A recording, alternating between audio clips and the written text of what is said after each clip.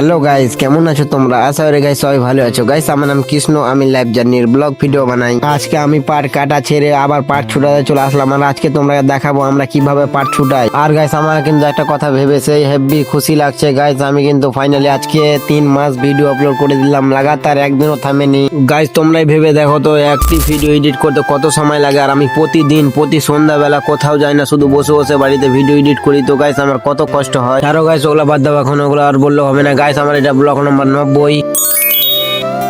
তাহলে চলো গাইস আজকে লাইভ জার্নি ব্লগটা শুরু করা হোক। তো গাইস আমি সকালবেলা উঠে এই মিশোর পার্সেলটা দেখে নিয়ে, এটা কিন্তু আমি মেরেছিলাম কালকে অর্ডার, 19 তারিখে মেরেছিলাম, আজকে 20 তারিখ। আমি অর্ডার মেরেছিলাম ফটো তোলার স্ট্যান্ড গুলা, ভিডিও বানাবার যেগুলো স্ট্যান্ড থাকে সেগুলো স্ট্যান্ড। আমার কাছে একটা ছিল অলরেডি, ওটা ভেঙে গিয়েছে, তার জন্য আবার এটা অর্ডার মেরেছি। তারপরে আমি সকাল সকাল বেরিয়ে এখানে পাট ছিড়াবার জন্য, আজকে পাট কাটতে যাইনি। আমি মাঠ আসতে মাত্র এখানটায় রোহিত কাউকে দেখতে পেয়েনি, ফাইনালি চলে আসলাম পাট ছড়াইতে। আর এখানটায় আমার দাদা কিন্তু টেনে টেনে দিচ্ছে আর পেনাগুলাকে হটাচ্ছে। আর এইদিকে দেখতে পাচ্ছ, এইদিকে আমার দুটো দাদা ওইখানটায় গেছে পাট কাটতে, আমরা দুই দাদা ভাই এখানটায় পাট ছুটাচ্ছি। আর গাইস আজকে তোমরা দেখানো হলো না আমরা কেমন করে পাট ছুটাই, কারণ কি আমি মোবাইলটা ভয়ে নিয়ে চলেছিলাম, অনেক বৃষ্টি হয়ে জল বেরিয়ে গিয়েছিল। কালকে যদি পাট ছুটাই তাহলে তোমরা দেখাবো কেমন করে পাট ছুটাই। তারপরে গাইস বিকেল বেলা আমি পাট ছুটিয়ে এসে একটু গ্রামের দিকে বেরিয়ে যাই। গ্রামের দিকে না, আমাদের এখানে 3 মণি আছে, ওখানে 3 মণিতে। তারপরে বিকেল বেলা আমাকে আকাশ কাউ ডাকতে চলে আসে, আর আমরা দুই বন্ধু বেরিয়ে যাই বাগানের দিকে। ও আমার বন্ধু, আমার ভাতিজা থাকলেও আমার বন্ধু, আমার ভাইয়ের মতো।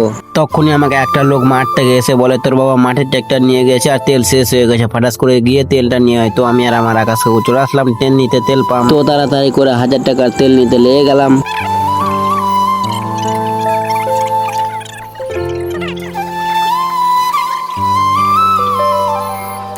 ফাইনালি আমরা তেল নিয়ে চলে আসি, আর তেল নিয়ে এসেই কিন্তু আমরা আবার বেরিয়ে যাই দুই বন্ধু বাগানের দিকে। বাগানের দিক দিয়ে ঘুরে ঘুরে গ্রামের দিকে আসছিলাম, আর এখানটায় আকাশ কাকু লাখ পাই দিয়ে কি হয়েছে দেখো।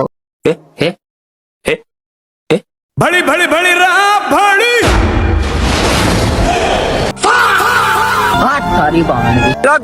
देखो ना गाय देखो ना।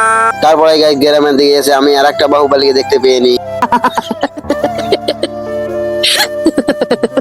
তোমরা কি ভেবেছো এই বাহুবলী শুধু আছে এখানটাই? সব লোকগুলো আছে, মদন দা সবাই মিলে এখানটায় বসে বসে গেম খেলছে। তারপরে গেছে আমি বাড়ি আসি, আর বাড়ি এসে আমাকে দাদা এখানটায় দাগ বাঁধতে লাগিয়ে দেয়, কারণ কি এগুলো দাগ বাঁধবো তারপরে তো বিক্রি হবে। তো তাড়াতাড়ি করে সবগুলো পাট এখানটায় বেনে আজকের ব্লগটা এখান থেকেই শেষ।